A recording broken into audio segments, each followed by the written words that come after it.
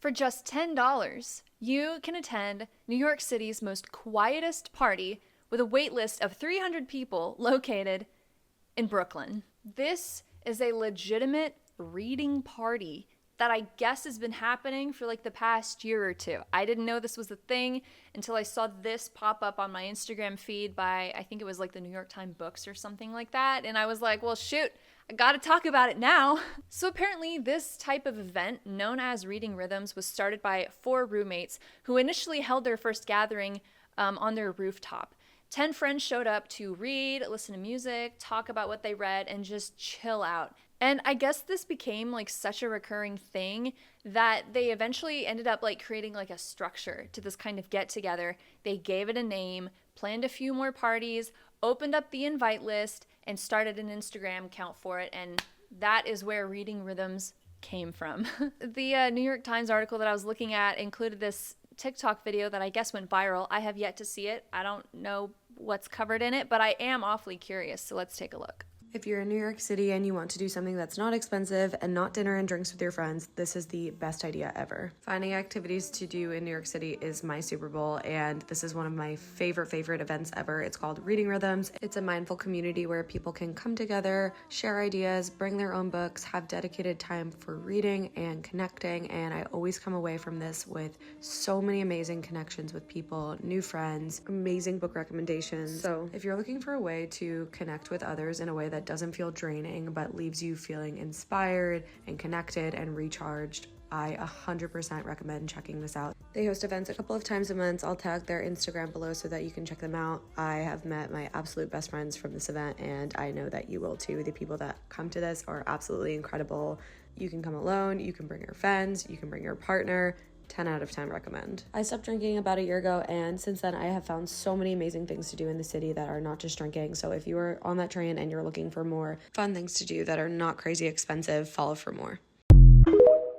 Honestly, that is a pretty budget-friendly option. I mean, you're just reading in a community. I mean, why not? Why not, you know? The thing that kind of bugs me, really, if I'm being honest, is that 2 things, really. I feel like all cool things happen in cities, that makes sense, right? Like it's a concentrated collection of people, usually young adults of some kind, or just really, really wealthy business people, I feel like. But I really wish that stuff like that would like migrate outside of the city as well, like whether it's the suburbs, whether it's like, it might be a little more difficult with like rural areas, but I just, geographically, I kind of wish stuff like that was a little more accessible, because if I'm keeping it real, I don't like city life. I have tried to convince myself that I'm a city life person, but I'm not. I don't like it.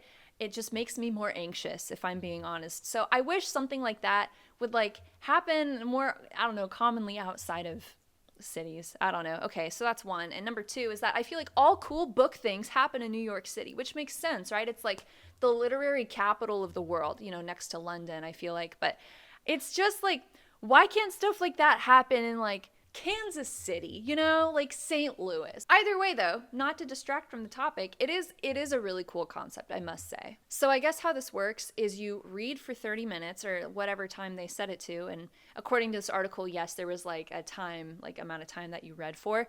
You would read for about a half hour. You would turn and talk to the person closest to you or whatever to tell them like what you just read, talk about it, digest it, go back to reading, and I guess kind of like hop back and forth between those 2 things, which is cool if you're like a talkative reader and you like want to highlight everything that you're just reading. But I feel like if I'm like sucked into a book deep enough, talking is like the last thing I would want to do. Personally, I don't know. It might vary between readers. I could definitely see something like that working out for like nonfiction books or like philosophy books or, you know, any kind of like deep thinking type thing. But I feel like if you're reading like a killer fiction book, I feel like you'd have to be like, okay, let me catch you up to speed. So we have the whole backstory. Here's the hero's journey. Here's where they're at now. Here's why I'm hung up on this piece. Here's why I think this should happen. Okay, now you go. And it's like, boom, 10 minutes have already gone by. But I don't know. Maybe it's easier than that. I don't know.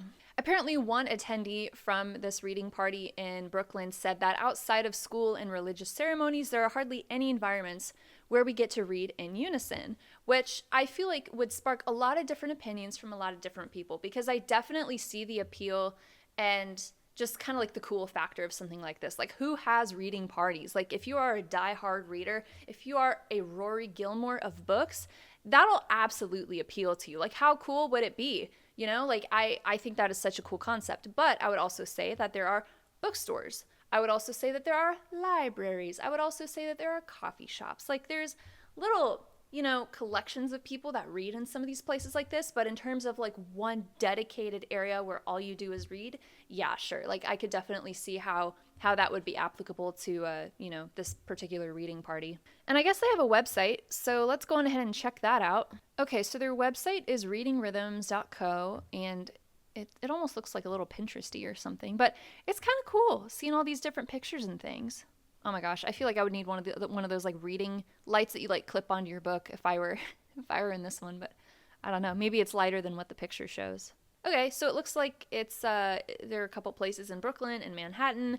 I don't know squat about New York City, so let's just pick Brooklyn, where it all happened. I've heard conflicting things about Brooklyn. Is anyone from New York City?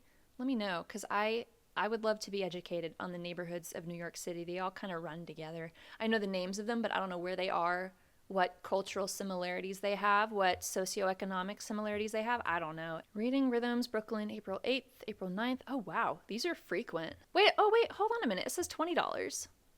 Did the times lie? They said $10.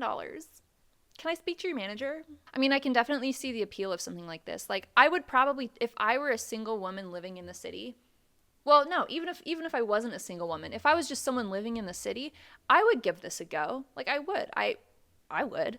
I don't know if I would be like a recurring attendee, but I would be curious enough about it to give it a go, see what happens. This reminds me a lot of like when you were in school, or at least when I was in school, and we would have like bring a blanket and a snack and read for 30 minutes. Like, if you were into that kind of thing, I could absolutely understand the appeal for this, 100%.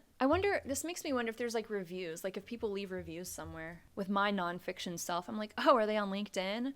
Are they on Glassdoor? I don't know. I have a serious issue with Reading Rhythms. 4 years ago. Is this the same one? Oh, they mean like understanding rhythms in music. No, that's not what we want. What I could see happening with something like this is someone getting on their high horse and almost kind of like talking down to someone, like one of those academic intellectuals who like use massive words unnecessarily in sentences. Like, I could see this being sort of like an excuse for them to show up and start like spewing, I don't know, stoicism at him or something. Like, I don't know. Man, you just don't understand the metaphysical, ontological implications of the symbolism the author's emitting in the story. And I'm like, just tell me, what are you saying? Just straight English, my dude. Is it good? Do you like it? Well, I mean, anyway, cool. Yeah, I think this is great. I wish stuff like that was a little more mainstream in other areas outside of New York City, and maybe it is, but it has a different name. I really don't know.